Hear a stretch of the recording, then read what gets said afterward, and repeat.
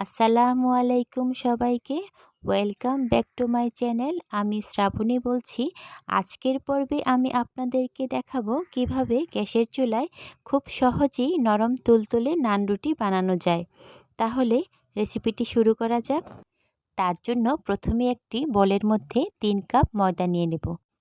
তবে আপনাদের কাছে যদি ময়দা না থাকে তাহলে আটা দিয়েও বানানো যায়। আর এতে স্বাদমতো লবণ দিয়ে দেব, আর 1 টেবিল চামচ চিনি দিয়ে দেব ও 1 টেবিল চামচ ইস্ট দিয়ে দেব। নান রুটিটাকে আরও স্বাদ বাড়ানোর জন্য পাউডার মিল্ক দিয়ে দেব। সবগুলো শুকনো উপকরণ ভালোভাবে মিশিয়ে এখানে নর্মাল টেম্পারেচারে রাখা একটি ডিম ভেঙে দেব।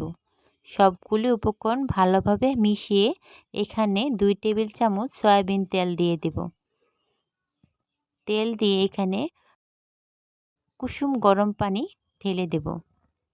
অল্প অল্প করে পানি দিয়ে সবটা ময়দা ভালোভাবে মেখে নেব। ময়দাটা ভালোভাবে মেখে 1 ঘন্টা রেস্টে রেখে দেব। ফিরে এলাম 1 ঘন্টা পর।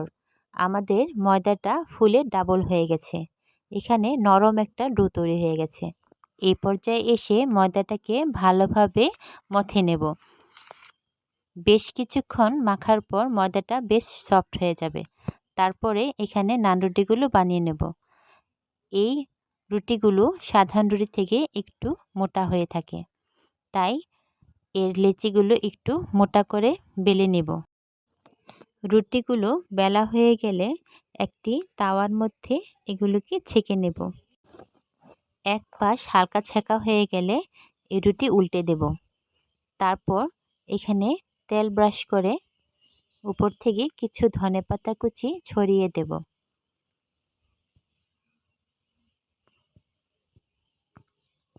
তারপর এগুলিকে আরেকটু ভালোভাবে ভেজে নিয়ে একটি পাত্রে উঠিয়ে রাখব।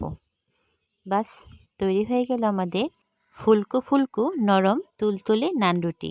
সকালের নাস্তায় বা বাচ্চাদের টিফিনে এই সহজ নান রুটির রেসিপিটি তৈরি করে দিলে বাচ্চাদের সাথে বড়রাও খুশি হয়ে যাবে। আল্লাহ হাফেজ।